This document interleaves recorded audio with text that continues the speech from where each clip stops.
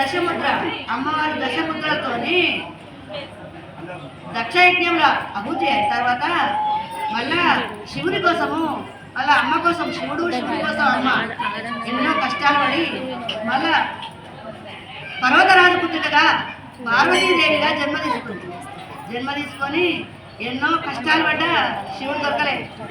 ఎన్నో అవతారాలు ఒక్కొక్క రోజు చాలా చాలా ఎంత అంటే అద్భుతం, అంత అనంతమైన కష్టాలు పడ్డాను అమ్మ.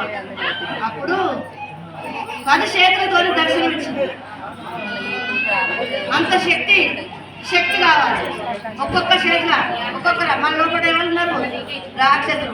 పోదామా గుడికి అనిపిస్తుంది, ఏ జరగనక పోదామైతే అనిపిస్తుంది, లేద్దామా అని అనిపిస్తుంది, ఏ జరగనక లేద్దామైతే అనిపిస్తుంది. గంటలు ఎట్లయితే 2 గంటల పని లేట్ అవుతుంది.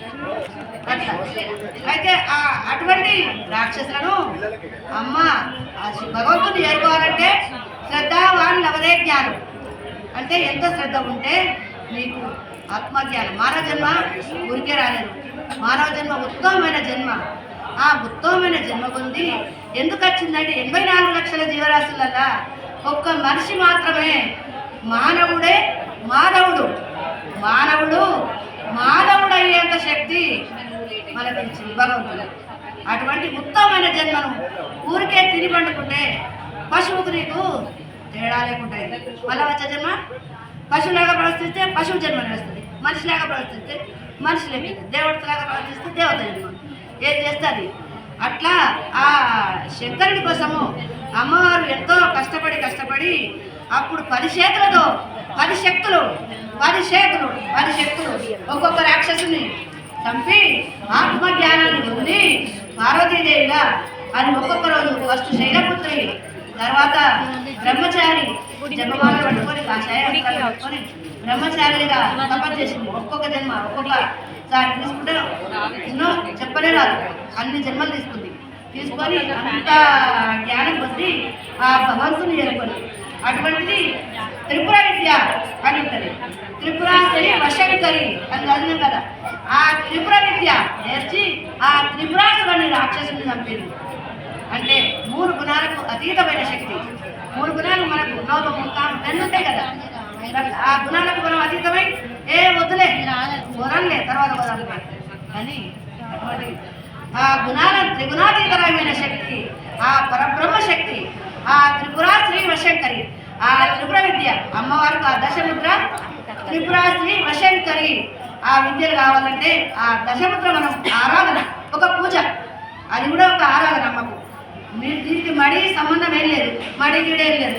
మనసుతో అమ్మకు ఆరాధన, మనసు ప్రేమతో అందరం ఆరాధన చేద్దాం. చేతులు ఇలా పెట్టండి.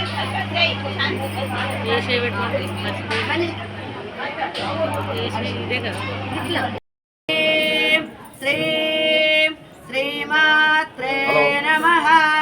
ఓం ఐం హ్రీం శ్రీమాత్రే నమః. ఓం ఐం హ్రీం శ్రీం శ్రీమాత్రే నమః. ఓం ఐం హ్రీం శ్రీం శ్రీమాత్రే నమః. అక్షమాల ముద్ర. ఇప్పుడు తర్వాత ఇది ధనుర్బాణం. ఇది ఇట్లా చెయ్యి ఇట్లా పెట్టి ఇట్లా సూటిగా ఏళ్ళే చూడాలి. ఏళ్ళు చూడండి.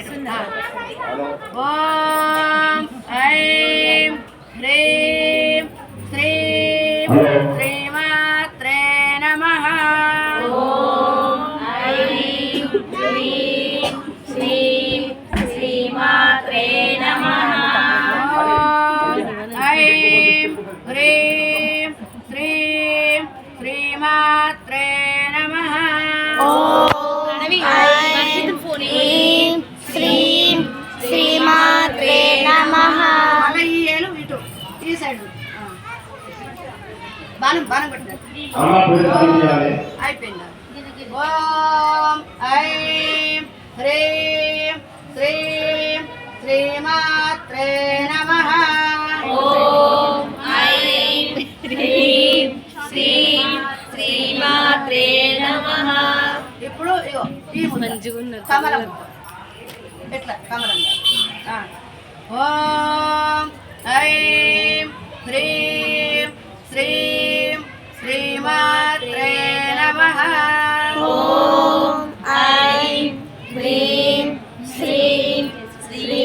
శ్రీమాత్రే నమః.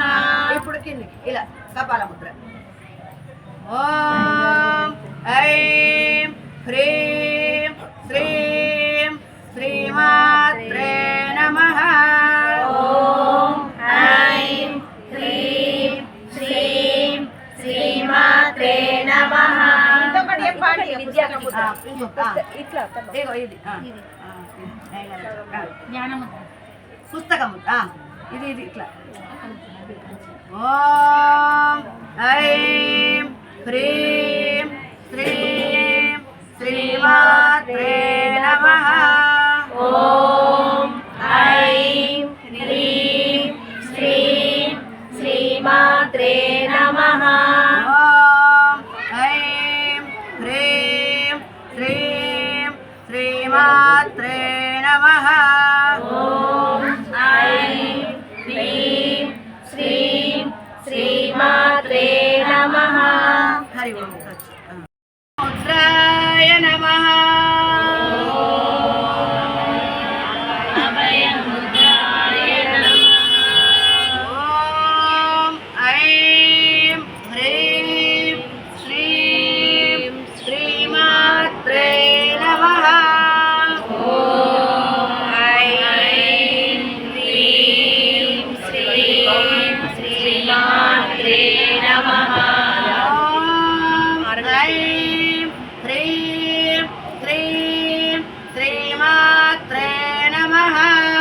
ఓం ఐం హ్రీం శ్రీం శ్రీమాత్రే నమః. మళ్ళీ ఈ చేతులు ఇలా, ఈ చేతులు పాశముద్ర, ఇది అంకుశముద్ర. పాశముద్ర అంకుశముద్ర. ఈ రెండేళ్ళు పైకి, మూడేళ్ళు ఇలా పడవాలి. ఇది పాశముద్ర అంకుశముద్ర. కలుపు పెట్టిరా. ఓం ఐం హ్రీం శ్రీం శ్రీమాత్రే నమః. ఓం ఐం హ్రీం శ్రీం శ్రీమాత్రే నమః. ఓం ఐం హ్రీం శ్రీం శ్రీమాత్రే నమః. ఓం ఐం హ్రీం శ్రీం శ్రీమాత్రే నమః. మళ్ళీ చిన్ముద్ర. ఇగో ఇలా చిన్ముద్ర. చిన్ముద్ర. అమ్మవారు చిన్ముద్ర పెట్టుకుంటాం కదా, ఇదే కదా. కలుపు. ఓం ఐం హ్రీం శ్రీం శ్రీమాత్రే నమః. ఓం ఐం హ్రీం శ్రీం శ్రీమాత్రే నమః. ఓం ఐం హ్రీం శ్రీం శ్రీమాత్రే నమః. ఓం ఐం హ్రీం శ్రీం శ్రీమాత్రే నమః. మన శైలానే ఉంచి మన గోముద్ర. అయిపోయింది.